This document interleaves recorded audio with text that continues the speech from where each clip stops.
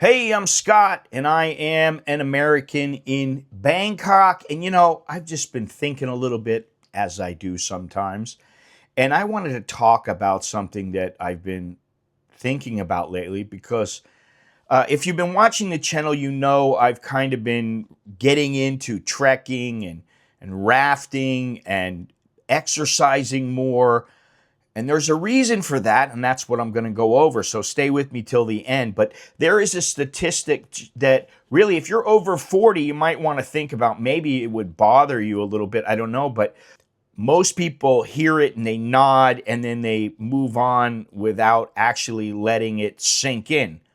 They don't really let it register. But according to some data that I saw summarized by Clippinger, the average lifespan in the United States is about 76.4 years. That's the number that everyone seems to quote, and it sounds kind of like progress. Maybe it's reassuring. Oh, 76. I don't think that's that old, really, but there's another number that really matters far more than your lifespan, and it really doesn't get talked about very much, and that is called health span. Health span, lifespan. Health span is the number of years you live in reasonably good health, where you're mobile, independent, free from major chronic disease. And that number in the United States, believe it or not, is only 63.9 years of age. Now that means I'm right about there. Okay, a couple months, I'm there. That means I'm on the decline. Well, there's only one way to stop that decline or stave off that decline or slow the decline. But what that means is the average person spends the last decade to 15 years declining before they die.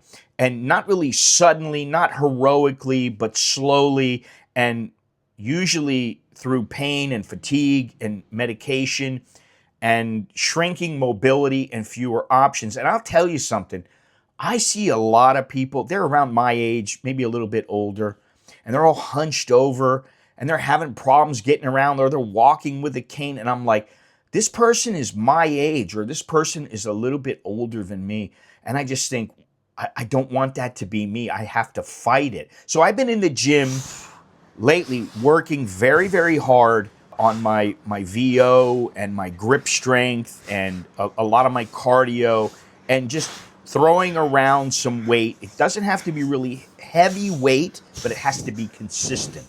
And the gap between lifespan and health span is the part that nobody really wants to think about it and sit with, but ignoring it doesn't make it disappear.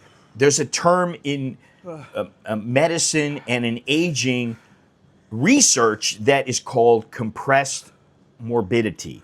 And it means that you stay functional for as long as possible, and the period of real decline at the end of life is very short, not stretched out over a decade or more. Compressed morbidity doesn't mean you're cheating death. It doesn't mean you're going to live forever. Obviously, it means you refuse to spend the last chapter of your life slowly deteriorating. And most people don't really choose a long decline. They don't consciously decide it. They just sort of drift into it. And something else that I heard, I don't know how true it is, but when you retire, whatever you're doing in the next 3 to 5 years is pretty much what you're going to be doing for the remainder of your life. So if you're sitting there as a couch potato watching TV for the next 3 to 5 years after your retirement, you go, yeah, I'll go here and I'll go there, but you're not going very often, and you just sit there on the couch most of the time. That you get into that habit, and that is not a good habit to have. Now, the myth of being 75 and everything else falls apart, that is a myth, and you hear that quite often rather. Everybody says, well, after 75, it's all downhill, and that's really not how it works. When what you see at 75 is usually the bill coming due for what happened at 45, 50, and 55. So how you live in your midlife really catches up with you as you get older. And muscle loss doesn't start in old age, and cardio decline doesn't begin at retirement, and metabolic disease doesn't happen overnight. It accumulates quietly year after year until one day it's undeniable. Aging isn't really the problem, it's unprepared aging. This is the kind of thing, when you're at a certain age, you go, oh yeah, I got this, that's kind of bad, my shoulder's bad, or my knees are bad, or I've got this disease, or I've got this problem with my blood, or whatever it may be. Then the next thing you know, a couple years goes by and you go, oh, I've got another problem now. Then you've got another problem. The next thing you know, by the time you're 65 or 70, you've got like 5 or 6 problems that you have to manage through medication or whatever it is, whether it's hypertension, whatever it may be. This is where training comes in.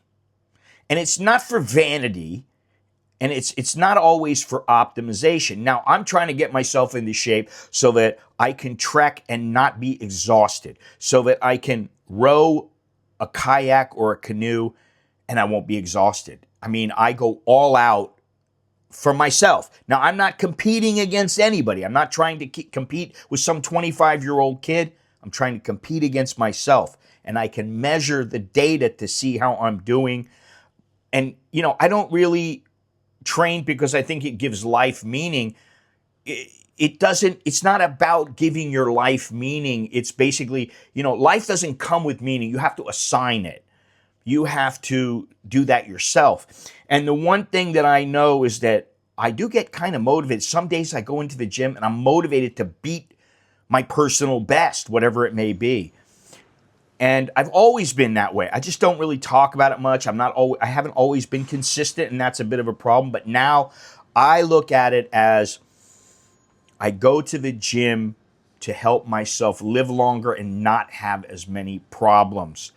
The universe doesn't care what you think about aging, about your life, and history forgets almost everyone. So that doesn't really matter. And if you think about it, it's not really depressing. It's kind of freeing. And if nothing is permanent, then guess what? I'm not here to be remembered forever. I'm here to experience and to endure and choose how I carry myself while I'm here.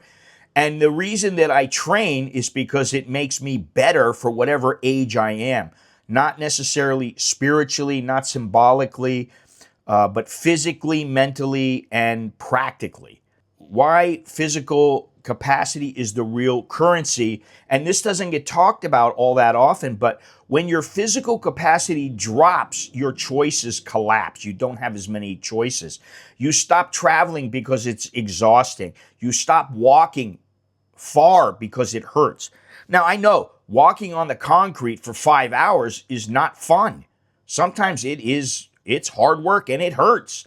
But if you train yourself, at least if you're out in the forest or somewhere where the ground is not so hard like that, it is definitely possible. And it is possible to get yourself in that kind of shape and keep yourself in that kind of shape for many, many years. You don't want to stop saying yes because the recovery time takes too long.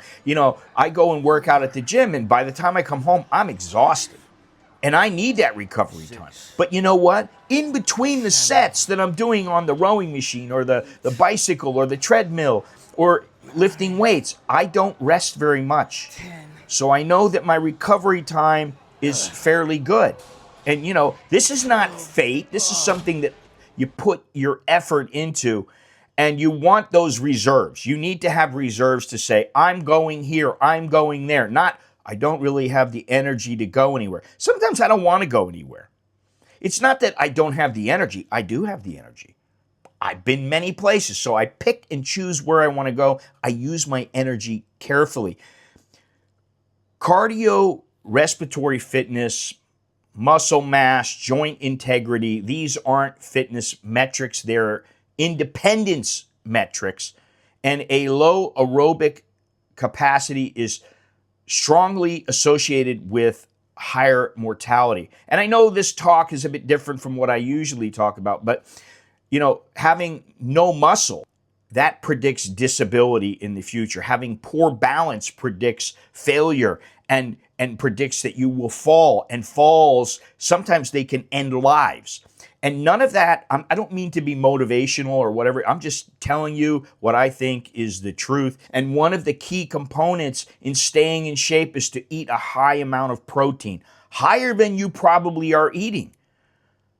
So you have to keep your protein up and your fat down and your carbs down. But for me, like my favorite exercise is rowing.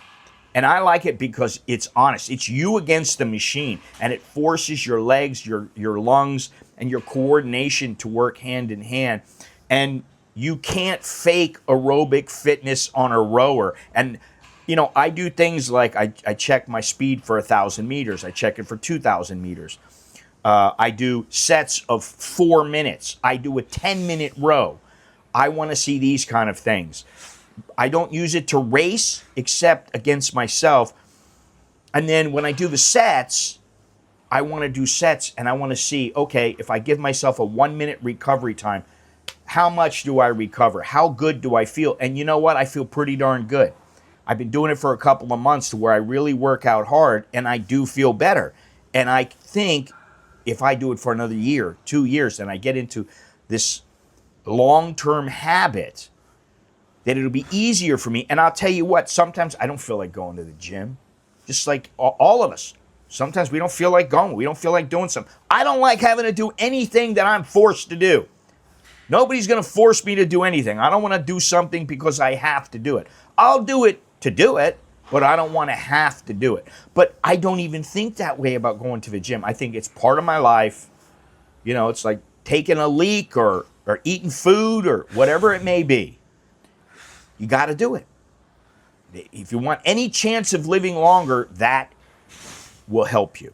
I use the workouts that I do now to make sure that my cardio can hang, that it can support trekking, it can support rowing and rafting and kayaking. It can support me traveling to where I'm not going to be so dead tired. And you learn little tricks along the way, and one of them is to pack lighter. You pack lighter and you go farther, okay? And you do long days of movement. They don't have to be fast, but you got to move. And this is not about numbers on a screen. It's about continuing to help your engine keep going. And I do cycling also to build aerobic capacity without beating up the joints. I think it's called the Dynabike. It's a Stairmaster HIIT bike where you're moving your arms and you're doing the cycling, and that helps build up your durability, and that's what matters more than the intensity. I'm not going to be as fast. I know I used to run a mile in 4 minutes and 30 seconds. I know I can't even do it in 9 minutes now. So I know there's no way. That's not important. What's important is that you can do something. And the goal is not to destroy yourself in one session. The goal is to train today that lets you train tomorrow and the next day and the next day. And that's how people stack up activity for decades instead of months. I also do a lot of incline walking. I do 8 to 12% inclines, which is like this. And I do it as fast as I can. Sometimes I do 6-minute walks, just a 6-minute test to see how many meters can I walk. And if you can't walk uphill really without any effort, then travel can become stressful instead of enjoyable. And this is how I'm preparing myself now. I know that this video is a little bit different, but the training will not only make things easier for me outside, trekking, doing whatever I'm doing, but it helps you in just daily life. It reduces your friction in life, doesn't just add. And then, of course, you always got to be lifting. So this is where your strength comes from. Now, I got a bad shoulder. My shoulder is bad. I tore my rotator cuff. And there are certain exercises I can do with it, very light exercises. I can't do heavy weights, but I don't need to. And I don't really do it to look good. I mean, that's an offshoot of it if you look better. But I lift weights so that I'm not so fragile. And that's what I don't want to be. I don't want to be fragile. I don't need to be muscular to be cosmetic. And what I need is structural support glucose regulation, joint protection. It's what keeps a small stumble from becoming a life-ending fall. And I'm 63. I'll be 64 this year. This is right around the age when things like this start happening. Probably not so much when you're in your early 60s, but as you age, people start to fall, things start to happen, a loss of muscle, sarcopenia, that's what it's called. It's one of the strongest predictors of disability in older adults. I was trying to think, what can I do to strengthen my grip? Like pull-ups, like hanging from the bar. I was thinking about that. Now I have one of those squeezing things. I don't know where it is. I don't see it around here. My room, you can't see it right now, but my room is a little bit of a mess. It's a little thing you squeeze, right? Most people have seen it. I have that, and I have this. This is just something you squeeze. You can hold it. You can do reps. You can do whatever, right? Because I can't do like pull-ups. I can't even do lat rows because of my shoulder. I can't do overhead press. So I'm not building up my grip that way, but I am building it up with this. And with the other thing, I do it 3 or 4 times a week. I do sets of 3, and I do feel it. And I do wrist curls at the gym. That also helps me. But I'm training right now so that my body will hold up for me and not betray me a few years down the line. You know, people underestimate the small things like grip strength because that is a very strong predictor of functional aging and mortality. And almost nobody trains it intentionally. Strong hands matter when you're carrying gear and when you're trekking and when you're controlling a kayak. If you're rowing, you got to have grip strength. And it's not about being macho or I'm such a badass or any of that kind of stuff. It's kind of like practical insurance. The reality is we're all going to die. In the long run, everybody is forgotten. Life is a blip, but that doesn't mean it's meaningless and it's just finite. Finite things demand attention, and you know people forget about it. But your time is your most valuable asset. You're not trying to beat death. You're trying to meet it and be awake for as long as possible. And my trekking, as I've started doing now, matters because it wakes me up. And the training, it keeps me dialed in. And boredom with these things happens. But it also proves that you can be disciplined if you're going into something that you think is boring. And doubt matters because it means that you're conscious and you're contemplating what's going on. Everything comes together, and training isn't really an abstract. It just shows up in long days and uneven ground and carrying weight and being tired. But you're capable of being tired and continuing. And it doesn't really prove your toughness.